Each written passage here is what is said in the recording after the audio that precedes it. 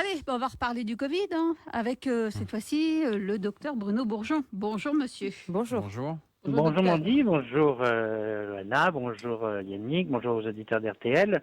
Oh, c'était simplement pour réévoquer l'histoire que je vous avez promise, c'est-à-dire le référé liberté que nous avons mis en place avec le maître Alex Vardin et qui a été jugé hier au tribunal administratif de Saint-Denis et donc dont on attend le rendu, le délibéré aujourd'hui même. Exactement. Donc l'histoire c'est est-ce que c'est une mesure discriminatoire que d'autoriser à voyager librement les vaccinés et d'imposer aux non-vaccinés des mesures impérieuses. Oui. Donc, à l'attention d'Yvon, s'il veut aller aux Pays-Bas pour aller voir Pays-Bas-Ukraine, c'est pas une mesure impérieuse, c'est pas un motif impérieux, il peut pas y aller. Voilà, sauf s'il est vacciné. Et même si c'est la France? Ah oui, bah oui, j'aimerais bien, hein, Mandy. Donc en fait, voilà, donc nous sommes bien dans une république où les individus sont répertoriés à plusieurs vitesses. Nous ne sommes pas tous égaux devant la loi et c'est donc tout l'objet de ce référé liberté. Donc j'espère que le tribunal va aller dans notre sens. De toute façon, même s'il ne va pas dans notre sens, nous avons envoyé une demande de rendez-vous avec le préfet et normalement on se retrouve tous sur la place Maé de la Bourdonnais, c'est-à-dire sur le parking de la préfecture, vendredi 18 à 14h. Donc si vous êtes tous motivés par cette affaire, eh bien rendez-vous vendredi après-midi sur la place Maé de la Bourdonnais et nous demanderons une audience auprès de monsieur le préfet que nous avons déjà demandé mais il ne nous a toujours pas répondu à cette heure. Voilà. Vous lancerez un appel pour le 18 juin? Je lance un appel aujourd'hui pour le 18 juin, absolument. Voilà. Ça sera l'appel du 18 juin, Johanna. Donc on va se péter la gueule et donc ça sera l'appel du 18 juin. Non, Alors, ça, quand même. pour...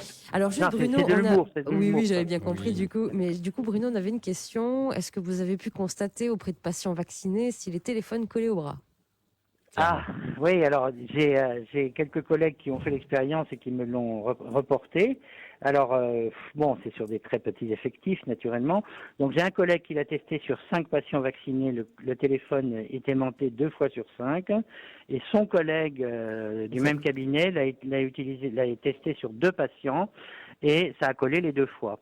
Alors moi je pense que c'est pas comme ça qu'il faut faire. Il faut non seulement le mettre au niveau de l'implantation de la vaccination, mais également sur l'autre épaule, là où il n'a pas été vacciné, pour voir si effectivement Si le courant passe. en quelque sorte, c'est-à-dire qu'en fait si vraiment il y a quelque chose. Alors c'est une étude qui a été lancée au Luxembourg par une association et qui a constaté au bout de 30 patients que tous les vaccinés avaient une aimantation au niveau du site d'injection et les 30 autres qui n'étaient pas vaccinés n'avaient aucune aimantation. Et en fait, ils avaient prévu 100 et 100, ils se sont arrêtés à 30 parce que ils se sont aperçus que les gens qui avaient été vaccinés étaient extrêmement déstabilisés par le fait qu'il y ait une aimantation qui se passe au site du point d'injection. Alors, je reste très circonspect, je reste très dubitatif. Oui. Ouais, mais excusez-moi, je peux dire quelque chose? Ouais, allez-y. Quand on a chaud, on transpire un peu. Les téléphones ont quasiment tous maintenant des espèces de petites choses en plastique, de films plastiques dessus. Enfin, ça colle un peu sur la peau de tout le monde, moi j'ai envie de dire. Est-ce qu'on n'est pas un peu en train de psychoter, clairement? Voilà, oui, là je pense que là vous n'êtes pas dans le vrai, Mandy, parce que mes collègues ont bien testé la peau, ils l'ont séchée avec de l'éther préalablement et il n'y avait pas de film plastique sur le téléphone. Donc ça n'est pas ça. C'était bien une aimantation, ça n'était pas une autre force d'adhésion. On sent bien le truc qui colle, quoi. Moi ça je sais pas, aspire, j'ai pas fait l'expérience. Je sais pas ce que ça signifie, je sais pas ce qu'il faut en conclure. J'aimerais bien qu'on fasse ça à grande échelle et sur plusieurs sites d'implantation en dehors du site de vaccination, chez les mêmes patients, pour savoir si cette aimantation est liée à la constitution électromagnétique de l'individu. S'il n'y a pas, alors on peut imaginer n'importe quoi. S'il n'y a pas une antenne 5G à côté, Voilà. un Linky, n'importe quoi. Bon, je sais pas, je dis n'importe quoi. Donc moi je ne sais pas conclure sur ce genre de choses.